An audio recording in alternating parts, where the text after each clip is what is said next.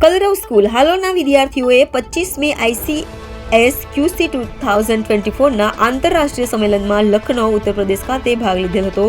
તેમાં વિશ્વના કુલ 16 દેશોની 142 શાળાઓએ ભાગ લીધો હતો, જેમાં પ્રાથમિક વિભાગમાં રજૂ કરેલ કેસ સ્ટડી વિભાગમાં તૃતીય નંબર, માધ્યમિક વિભાગમાં દ્વિતીય નંબર તથા સાંસ્કૃતિક વિભાગ પ્રથમ નંબર પ્રાપ્ત થયો હતો।